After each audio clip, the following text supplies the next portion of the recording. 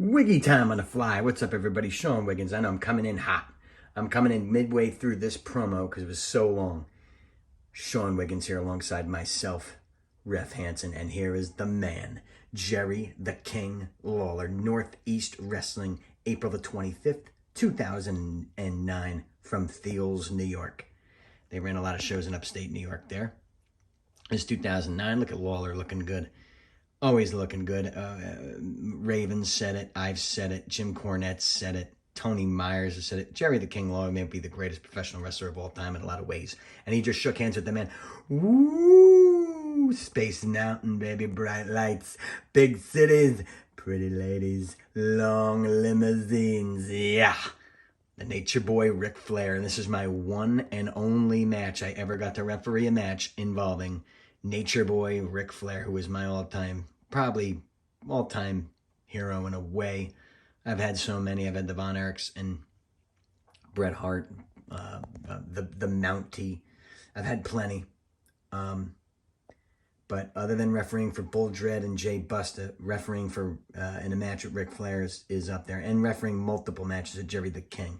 So while I'm on this, let me talk about the other guys in this match. There you see his tag team partner is the unfortunate late Reid Flair, and I'm going to get to him in a second, and they are taking on the team of Trevor Murdoch of WWE fame, of TNA fame, of NWA Power fame, and his partner, Brian Anthony, and they are managed by the Mouth of the South, Jimmy Hart. So it's like a kind of a dual deal for me. I mean, we all get into this industry to make money.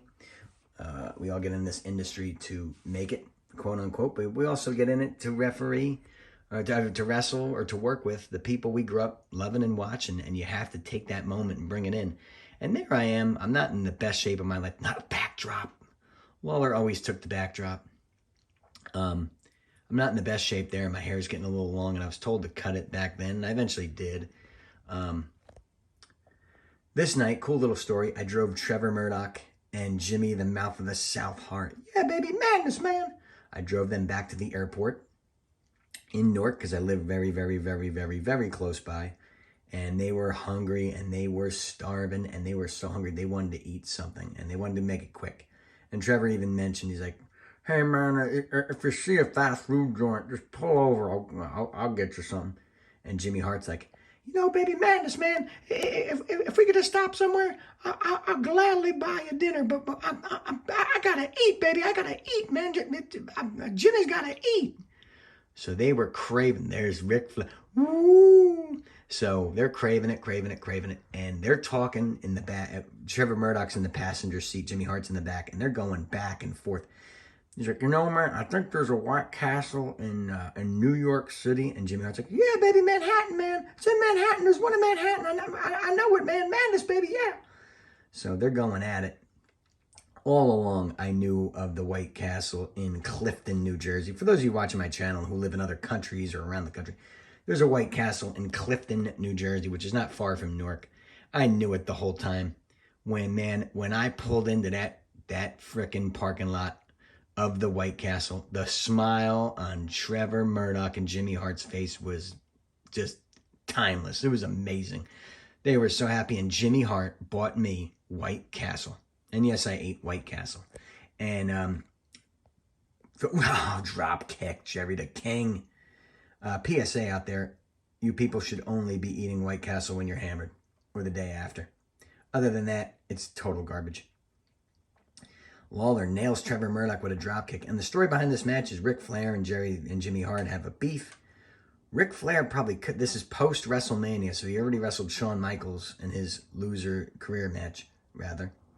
So he wasn't going to wrestle on the Indies, but he worked on the Indies and managed on the Indies because he wanted to get Reid involved. And Reid worked for Northeast Wrestling, and he worked for Ring of Honor, and he worked for don't punch him in the face, don't do it. Ooh, right in the gut. You left the gut open. Trevor Murdoch's one hell of this is awesome. Oh, my bald spot's starting to form there. I was going for the Zac Efron look. Me and him looked exactly the same, except completely different. But yeah, Rick was trying to get Reid Flair into a bunch of places here. And I hear some stuff about Reid, that he was brash and he had an attitude and this and that. But man, my dealings with him and Ric Flair, Rick, you're never, ever, ever going to watch this match. I mean, you might, who knows, but I highly doubt it. But I just want to tell you from a referee's perspective, and we see wrestlers in a completely different light because we have no axe to grind. We're not winning any belts. We're not faces or heels. But Reid treated me like a gentleman, and Reid treated me cool. He laughed at my stupid jokes. He was a good dude, and most of the guys thought he was all right, thought he was fine. There was no, well, I'm only gonna think good things about him. He was not a dick. I mean, I would come out and say it if he was. He was cool. He was funny. He would make a joke or two, but he also thought I think he thought I was, fucked up or something, a little weird. And, well, I'm not really going to defend that, but good guy. He was cool. I was a friend. I was a fan, rather, of him, the guy. Brian Anthony, I'm a fan of him, the guy. I still owe him a beer. He bought me a beer at Michael O'Brien's wedding, and I still owe him one from there. You're never going to get it, though. Maybe I'll send you a PBR in the mail. Tag is made to Reid Flair, and Reid Flair with the initials RF on his boot. Oh, the first Flair to ever do that, I think. Or second. Yeah, Rick did it. Now working Brian Anthony in the corner. Weird spot for the hard cam. Well, not a weird spot for the hard cam. Weird spot for me. And I should have been slick enough to go over there and tell Trevor Murdoch to go on the other side. I did not. Shame on me. Maybe you see me do it if I can get my eye on the hard game.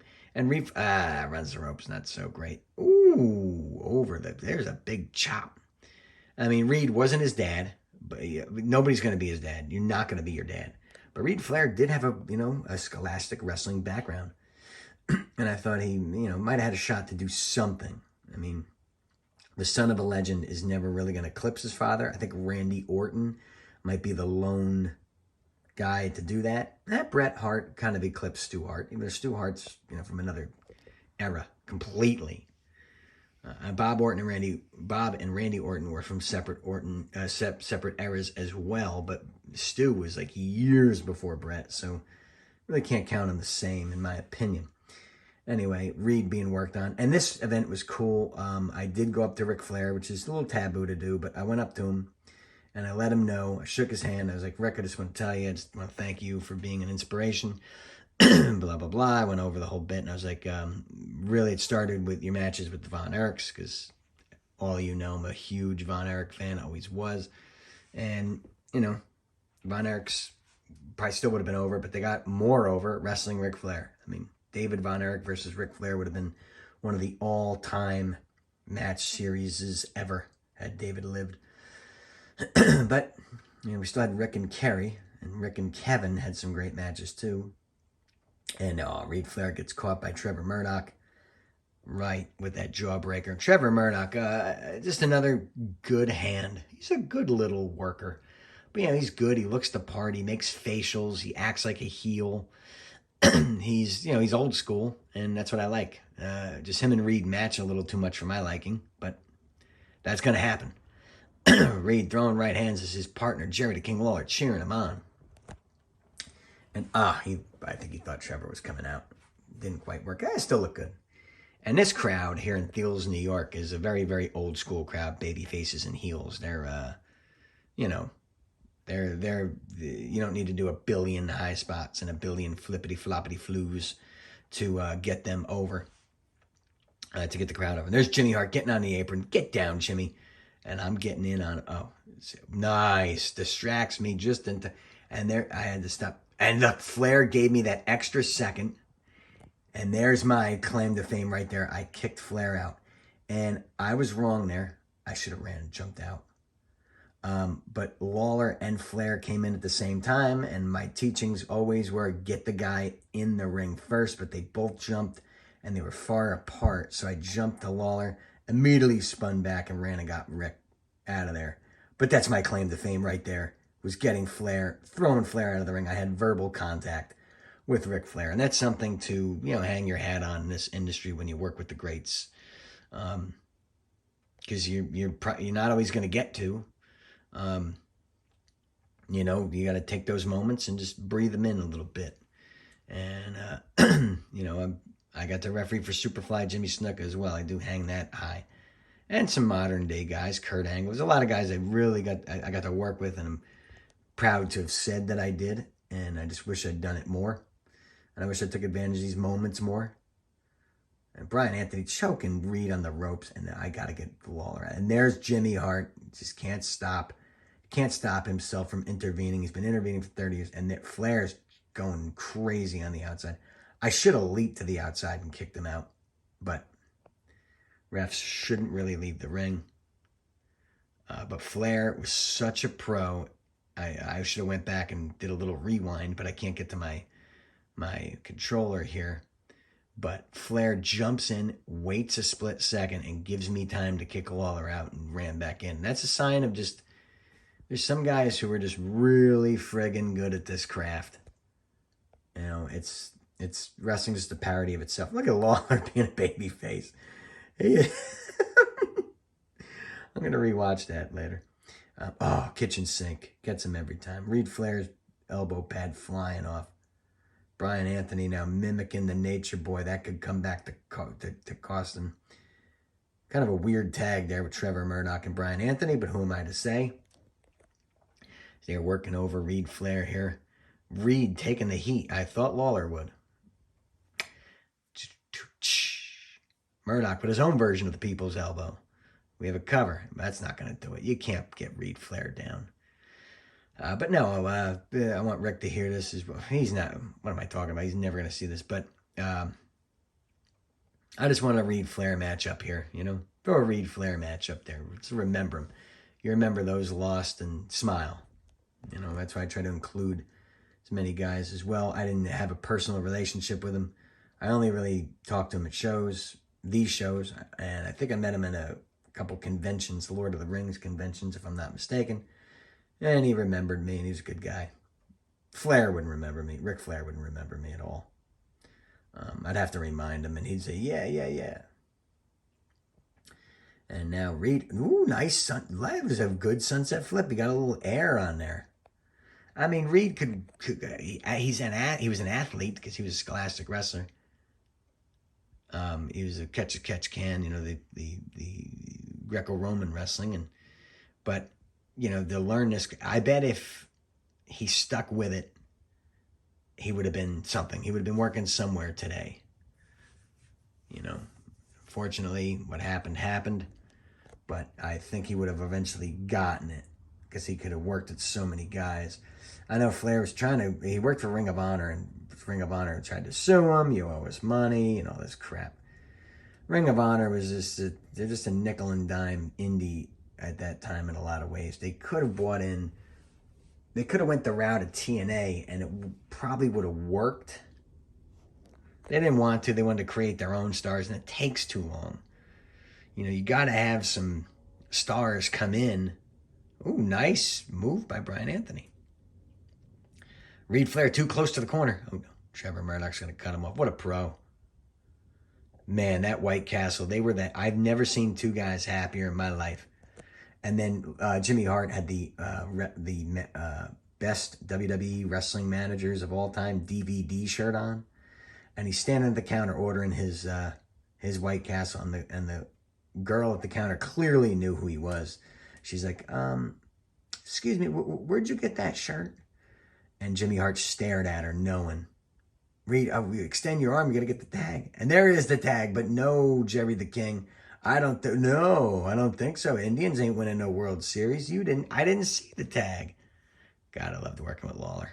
Oh, he's such a pro. Did you see him just give me another second? That separates the elite greats from the greats. I mean, Lawler and Flair, you're talking about the Beatles and the Stones. I mean, they're just so goddamn good at what they do. Anyway, Jimmy Hart makes eye contact with the girl, who clearly recognized him, and goes, you know, if you buy the DVD, you get the free t-shirt. And she's like, oh. And Trevor Murdoch goes, man, Jimmy, I'm putting you over. Miss, this is the mouth of the South, Jimmy Hart from the World Wrestling Federation.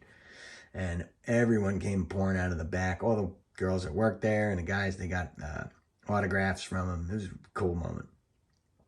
And then I'll tell you what, it was really cool sitting there with Trevor and Jimmy Hart. We're talking about wrestling, and I learned so much from Jimmy Hart just in that conversation. And I'll tell you what he said. I'll tell you one of the things he said. Trevor asked a question. He's like, what event you think are you most proud of? That was, oh, there's the lukewarm tag. No, that's a hot tag, baby. Lawler's coming in hot. Look at those right hands. God, he could throw a punch. And Jimmy Hart said WrestleMania 1. He goes, it's by far the most important event in the history of the business. Because if that is a failure, the entire industry is not just different today, it's 1,000% different today. I mean, it's oh, Lawler's gonna catch it. No, see, you can't go for the backdrop when you know that's coming. Pile driver, down goes Brian Anthony. That could do it. It will. And now Jimmy, Jimmy, you got to get out of there. Jimmy, you got to. Oh no, what a bump! Jimmy Hart took a lot of bumps. There's a low blow. Now there's another. The Nature Boy. Woo! Space Mountain, big man. 16 times. And I can't do his voice too loud. My son's sleeping downstairs. But now Flair is going to hold Jimmy. Oh, no. Oh, no. Just don't pull the strap down. Lawler's going to wind up. Wham! Down goes Jimmy.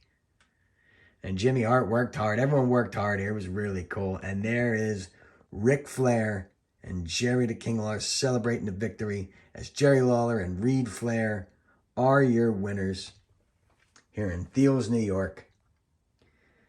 And man, so cool to work with Ric Flair and Jerry the King and you, Reid. I mean, Reid, we think about you. You know, you're up there, and you know, I believe in an afterlife. I'm not a religious man, but I do believe there's some sort of afterlife. And we see everybody again. And Lawler and Reid Flair get the W. Well, for Sean Wiggins, I'm Ref Hansen. I hope you enjoyed this one as much as I did. I'm really glad to put this up. And, you know, keep watching and supporting wrestling if you want to. And guys in the industry, treasure the moments you have. I remember this night like it was yesterday. You don't remember the money. You remember the moments. And I was so glad to have done that. This was cool shit. So there's your winners. There's Sean Wiggins. And there's Reid Flair. So, arrivederci and ciao. Signing off. More videos to come. Really glad to put this one up. Thanks, everybody.